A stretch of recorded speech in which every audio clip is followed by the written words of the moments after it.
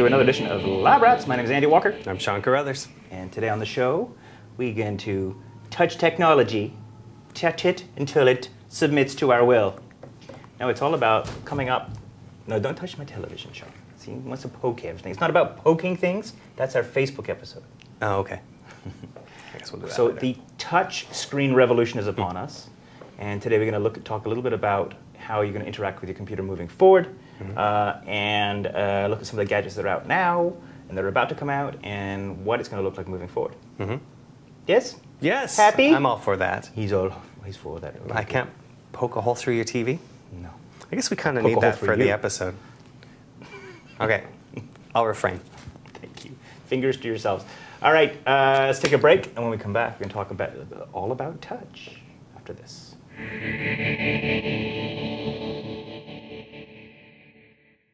If a bunny was the new Camtasia Studio 5, it would be the fastest, it would be the smartest, and you would love it. The new Camtasia Studio 5, screencasting software that's better than a bunny. Download it at www.techsmith.com.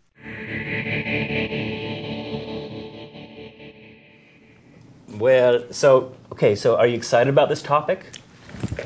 Yeah, I thought so. As you can see, we decided to come in front of the presenting table today because we have a great big honking machine here from HP. Yeah, that sort of blocked us out completely. Kinda, it does. So let's talk about that first. Well, first of all, I suppose Let's talk about touch technology. touch technology in general. So, what is it?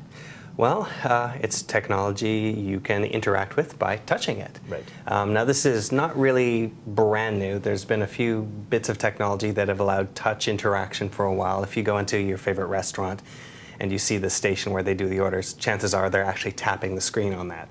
And that's not exactly consumer-friendly technology. That's a specialty item that you have to get that has special overlays, and it costs a lot of money to do that. So for the longest time, this wasn't really feasible, and it was very sort of gross, not fine control. You could like tap that button there. It doesn't give you like the sort of interaction you need to sort of interact with the screen in the way you expect to with a cursor, for example.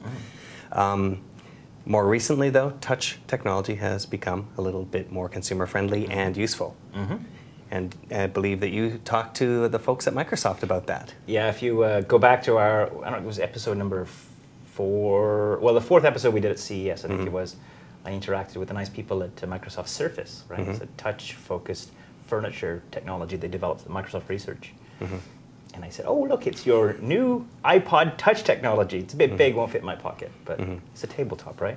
Yep. And the idea being that it's like, you know, we work in bars, you can maybe process photographs, move photographs around, do mail, you know, you put your drink on it and it goes, oh, look, there's a drink here, and gives you a recipe, I don't know, whatever it is, right? It's a research project at Microsoft. It really wasn't designed for consumer deployment in a mass market. No, because I mean, it's like you said, it's a gigantic table with cameras underneath, and it needs this huge box just in order to work at all. Right. And we'd actually seen something before Microsoft introduced that at CES, and before that, there was a researcher out of New York State, I believe, named Jeff Hahn. Yeah, if you actually Google him, there's a lot of session videos about what he did. So Jeffhan, and he was like basically interacting with this screen in front of him just the way you would in the movie Minority Report, just grabbing things, just zooming, just everything you'd expect out of a surface like that. And it was very, very experimental and very, very expensive at that point. And I think Microsoft's isn't much better at this point. No. Now we have something much more affordable in the things like the iPod Touch and other touchscreen devices like the Palm and other things like that. So. Right. So the reality is that touch technology is coming to all the devices you're going to own over the next 2 to 4 years. I mean, I honestly believe it. We've got a couple of products here we're going to show you today, just at sort of where it's at as far as consumer deployment goes. But let's start with the company that really made it mass market, the Apple. It was the Apple, yeah, and I know you love Apple so much, but this is one of the areas where they really brought things. Well, you've got one too. They really brought this to the mass market. It's just a touch screen, uses multi-touch and 2 fingers on here.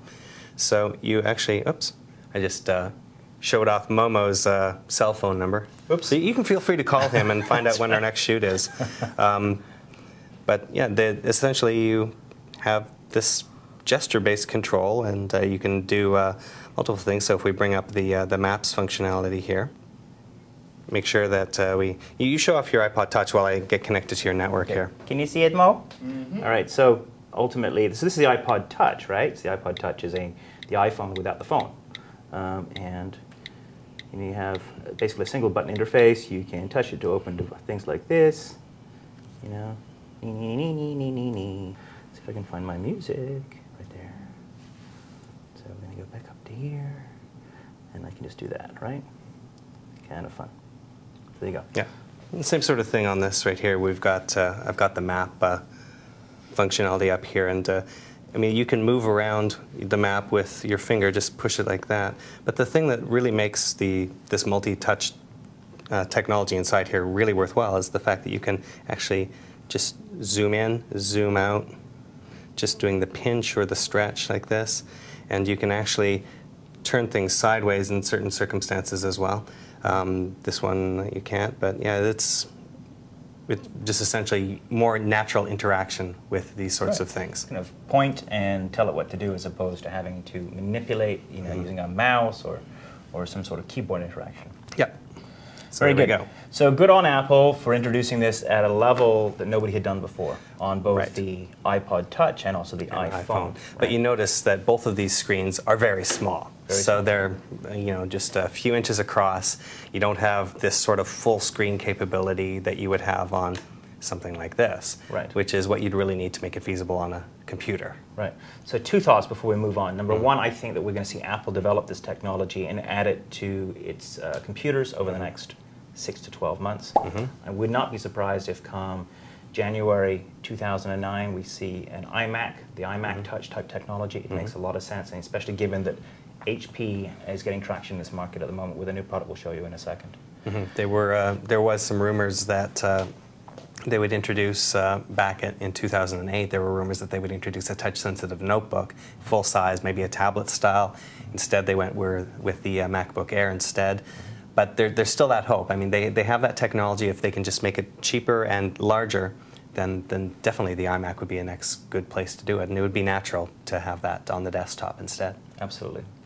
So in the Windows world, there are two things going on right now. One, HP has a technology called the TouchSmart technology, which we have a unit here. Before we go into that, I want to talk a little bit about where Windows is going as far as touch interface. So after the disaster that is Windows Vista, wait, what did you just say? after the disaster, it's been a market failure, and that's for many reasons. But I think Microsoft is now going to accelerate the deployment of Windows 7, which is the successor to Windows Vista. And they say they're going to have something out by the end of 2009. Don't hold your breath, because you're going to die waiting. But they say 18 months. Now what they're probably going to do is reskin, meaning redesign